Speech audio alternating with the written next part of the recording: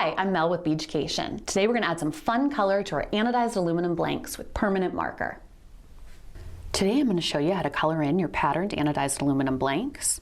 It's easy and fun. All you need is a permanent marker and some pro polish pads, and then whatever anodized aluminum blanks that you like. We have an assortment of different colors here. Here we've just colored in the blank. Here we've used some resin over after we've colored it so it has a shiny glazed look. Some of these we've popped into one of our frames, and we've also used them as backgrounds where we've then stamped on a different blank and riveted it, or you can just stamp on your anodized aluminum blank and color the background so it has a neat color behind it. We're going to show you how to do that right now. Here's some of our gold patterned anodized aluminum, and you can see here with the polka dot one I've already colored it in. Now with each color that you color in, you're going to want to go ahead and wipe off that color while it's wet with your pro polish pad.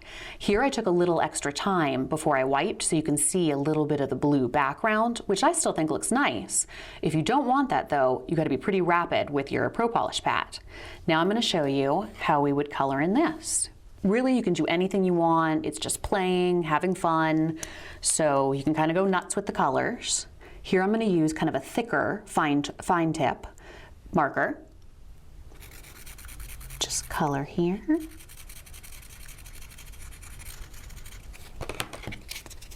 Take your pro polish pad, give that a good buff. And there you can see where it has stayed in the etched part there, and it has come off of the anodized gold part. If you want it to look a little bit thicker or a little bit darker blue, you just go back over it. It's important to have a little piece of paper behind you because you don't want to mark up your table. But really, we're creating art here. You got to make a mess to make a masterpiece. There we go. Then, I'm going to grab a little green here. If you overlap your colors, that's not a problem. We're having fun, we're making art. And as a matter of fact, you can actually go back over that with your pro polish pad, which is important to use a pro polish pad because it's a micro abrasive on it. You're not gonna wanna use just a rag or a paper towel. It's actually not gonna wipe off well. The pro polish pad is really a little piece of magic. There you go, you got a little green, a little turquoise. Now I'm gonna throw in a little pink. And here I'll even go over part of that turquoise with some pink so you'll kind of see how the pink will kind of blend in. And look at that. You got a little pink, a little turquoise, a little green, and it all kind of blends together. Now, if you want to, you can also kind of rub a little bit more while it's still somewhat wet here. And let's say, oh, I'm not so sure I like that turquoise. I kind of want to make it a little bit more green. You can go right back over a section.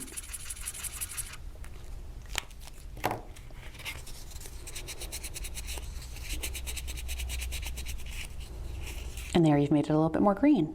I just wanted to point out that your pro polish pad will have a lot of color on it while you're wiping away the marker, and that's fine. That's just what it should look like. You can also use a finer tip permanent marker where you can actually color in on the etched part, not coloring in on the anodized aluminum part. If you hit a little bit of it, that's totally fine. And then you can just let all of the colors dry and you don't have to really pro polish off of it. If you want, after it's dry, you can pro polish it, give it a once over so that you can be sure that no marker will run. But it's kind of nice because it allows you to not have to immediately pro polish. And you can just kind of pretend like you're coloring a whole little painting here.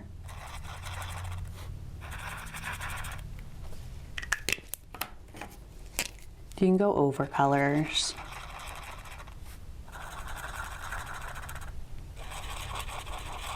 And you don't have to be exact because the etched part is a little bit rougher and you'll feel it with your pen. So the anodized part really doesn't really want you to color on it. So it'll kind of feel, you'll feel when you're kind of outside of the lines there.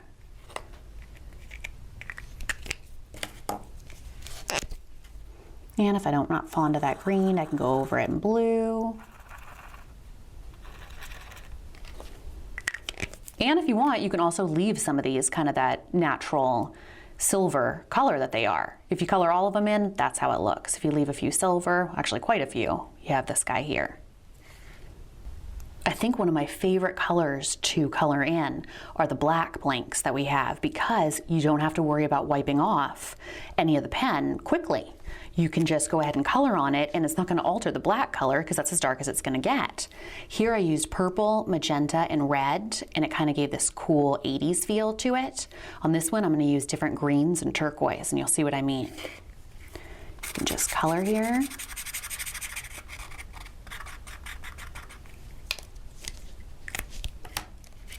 Do a little darker green.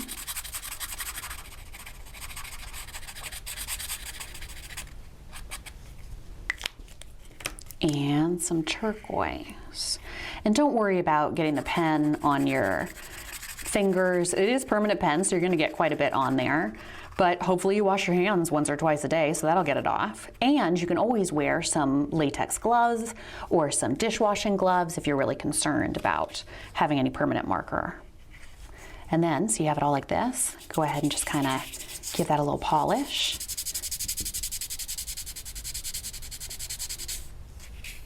And look at how cute that looks. I wanted to show you the pieces that we put resin on up a little closer here. And we just put a small amount of resin and then let it kind of flow to the edges. Here you can see where it's given it kind of a domed look. Makes them kind of look like patterned glass, really nice and shiny. Gives it kind of a nice expensive look. If you want to pop a hole in the blank, make sure that you do this before you pour your resin. Go ahead and pop a hole in the blank and then lay your blank down on top of a piece of tape. That way the resin will flow through the hole, but it won't flow through the back side, so you won't see any on the back side. Once the resin then dries, you can go ahead and just take the blank off the tape. If you have some resin in your hole, go ahead and just use an awl to get the resin out, or you can use your hole punch pliers. Or if you'd rather not put a hole in that altogether, you can use one of our frames here, which already has the area where you can just put in jump ring in there. Let me see your true colors shining through. Let me see your true colors. That's why we love you. Take your markers out and color those blanks. True colors, so beautiful like a rainbow.